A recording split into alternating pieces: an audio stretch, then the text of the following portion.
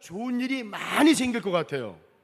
그리고 교회를 다니면 내 인생에 좋은 일, 기쁜 일도 많이 생길 것 같아요. 근데 정말 뒤돌아보니까 내 인생이 그랬던 것 같습니다. 그래서 저는 교회가 참 좋았습니다. 그런데 이렇게 뒤돌아보니까 내가 다니던 교회가, 나중에는 제가 목회자가 되어가지고 내가 섬기던 교회가 내 인생의, 내 목회의 축복의 통로였습니다. 그래서 저는 늘 이렇게 기도를 했습니다. 이 세상 모든 것을 풍족하게 채워주시는 아버지 하나님, 내가 다니는 이 교회로 말미암아, 그리고 내가 섬기는 이 교회로 말미암아 내 인생의, 내 목회의 하늘문이 열려지는 역사가 일어나게 하여 주옵소서. 그런 기도를 많이 했습니다. 그런데 정말 뒤돌아보니까 저의 기도처럼 교회로 말미암아 또 내 인생에 큰 복을 주시고 내 목회에 큰 축복과 은혜를 주셨습니다. 여러분, 이렇게 내가 섬기는 교회, 내가 다니는 교회가 우리 인생의 축복의 통로입니다. 여러분, 이렇게 교회는 좋은 곳입니다. 교회는 너무나 좋은 곳입니다.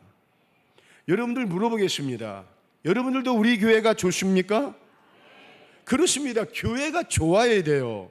교회가 좋아가지고 한 주일 동안 가끔 정말 시간 날 때마다 교회가 생각이 나고 궁금해요.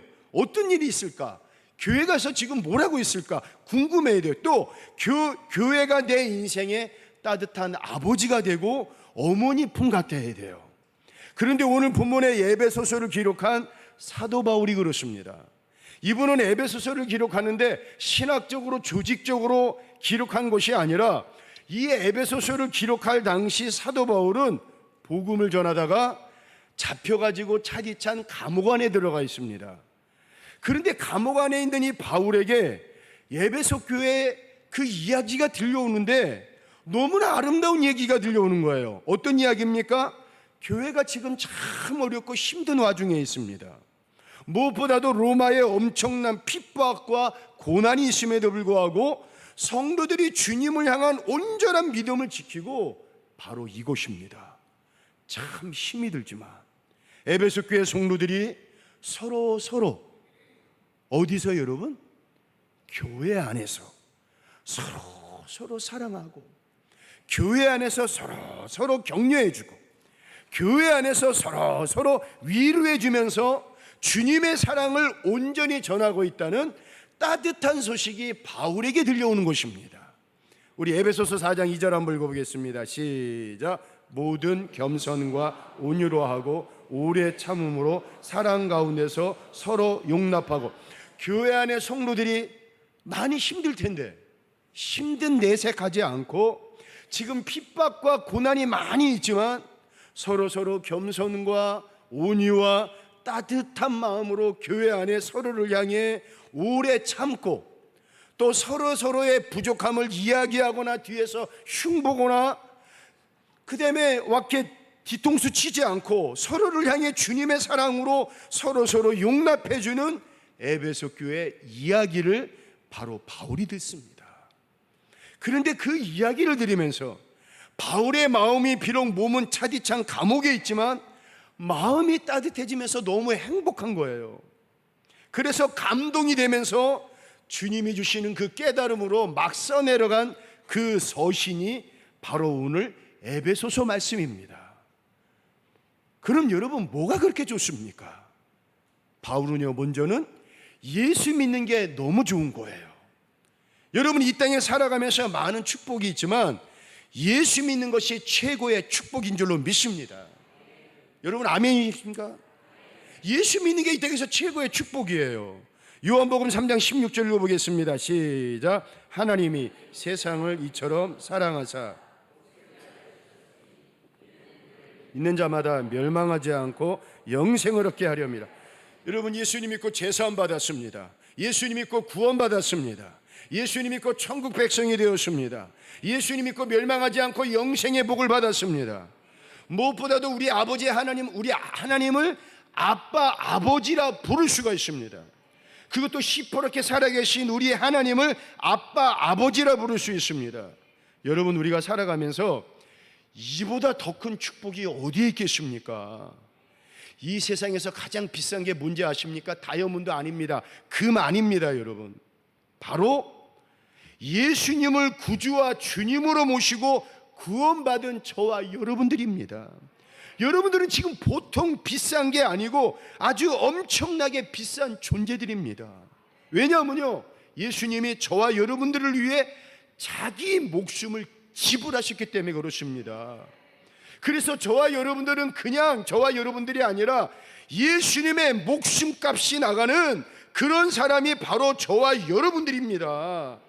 하나님의 아들이신 예수님이 저와 여러분들을 위해 십자가에 못 박고 피 흘려 돌아가셨다면 그는 여러분 진짜 비싼 사람임에 틀림이 없습니다.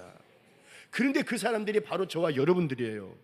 그래서 저와 여러분들은 예수님의 목숨값이 나가는 예수님짜리 인생입니다. 그래서 바울은 어디 안에 사는 게 좋아요? 예수 안에서. 그래서 사도 바울은 계속해서 이야기합니다. 예수 안에서 살아라. 예수 안에서 살아라.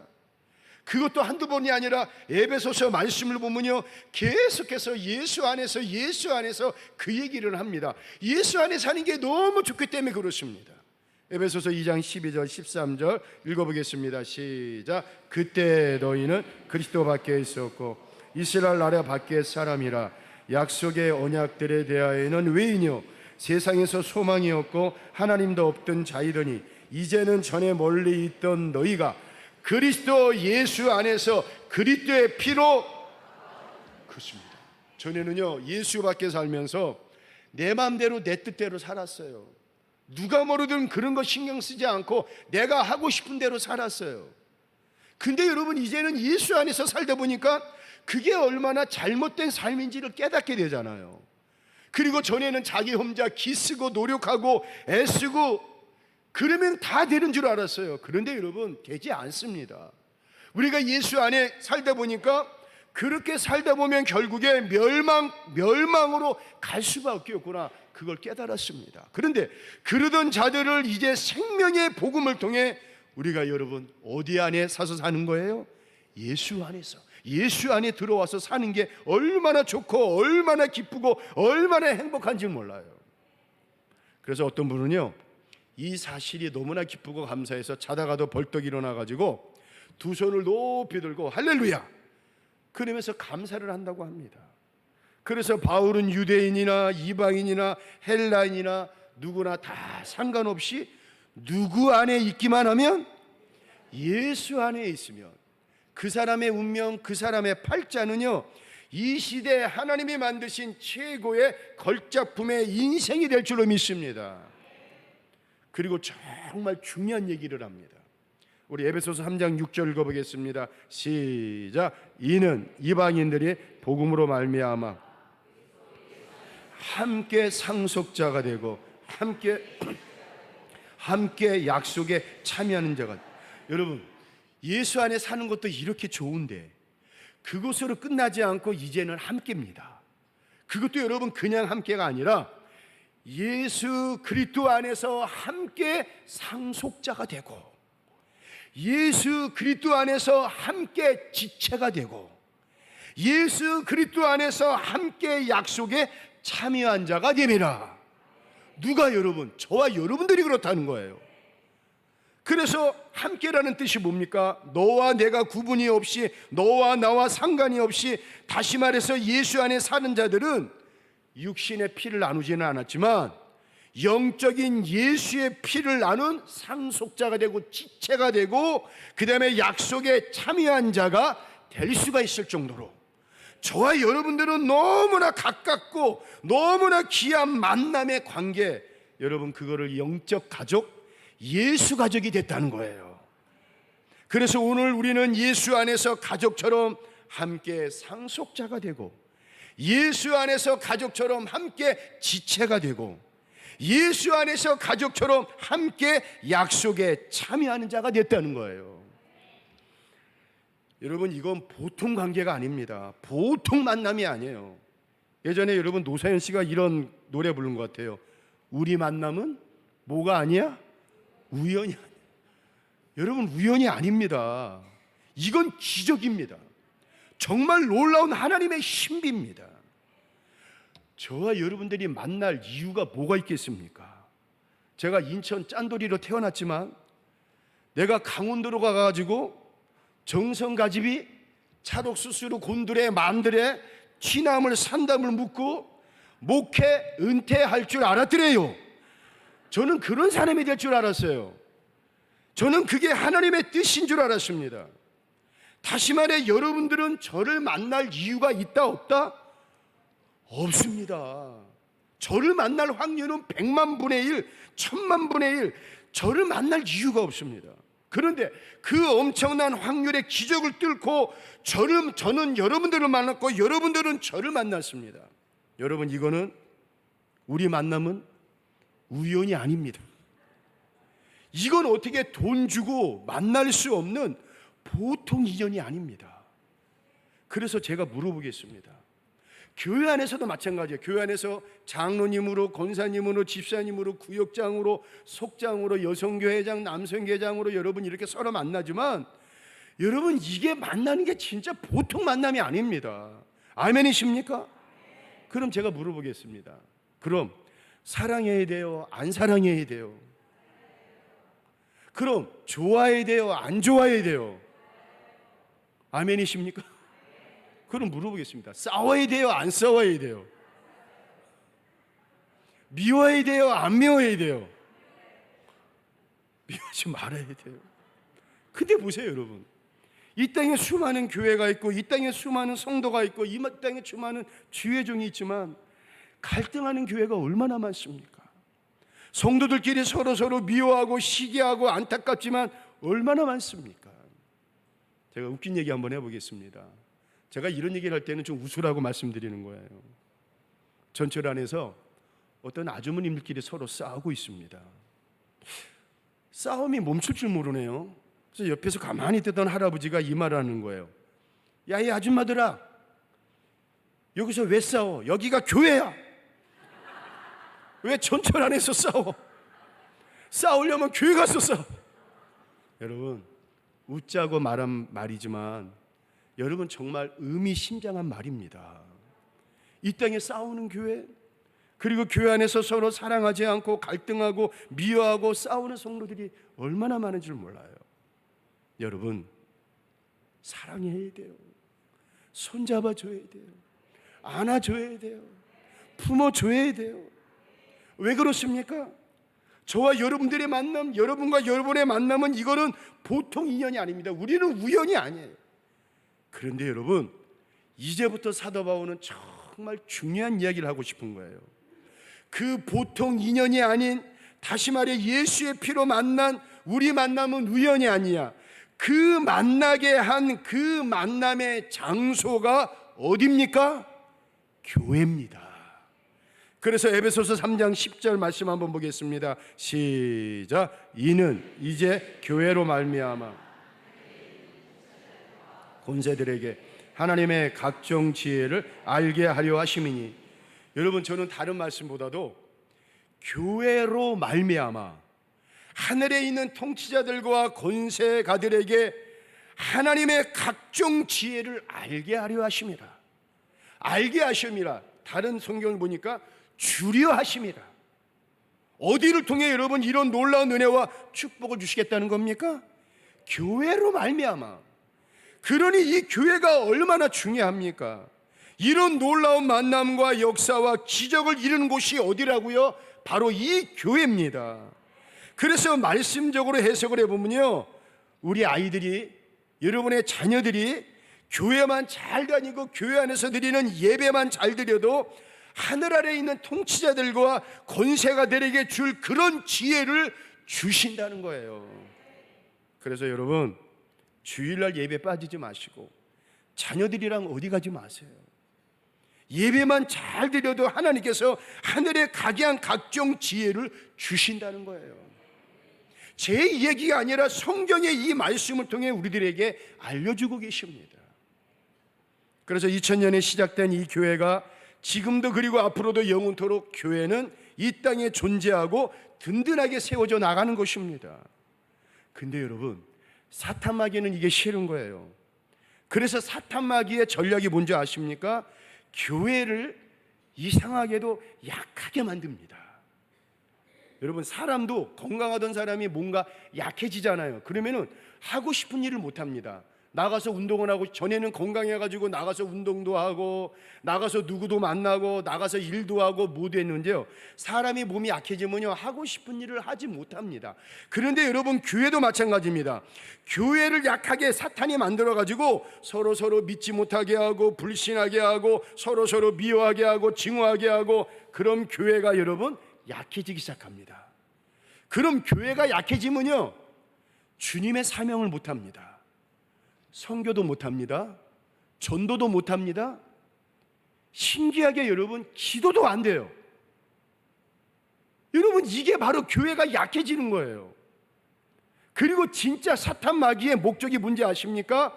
이 땅의 교회를, 약해져진 그 교회를 무너지게 만드는 거예요. 이게 진짜 사탄 마귀의 계략입니다.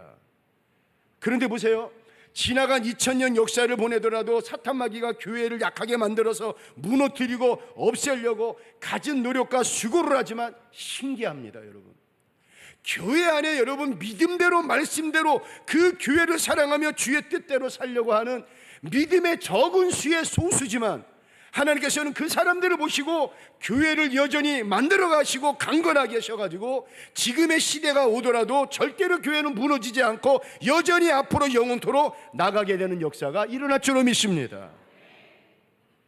에베소서를 기록할 그 당시에 그 르네상스와 헬레니즘을 융합을 해가지고 전 세계를 여러분 통일하고자 했던 사람이 누굽니까? 알렉산더 대왕입니다. 근데 알렉산더 대왕이 예수님처럼 33살에 여러분 죽습니다.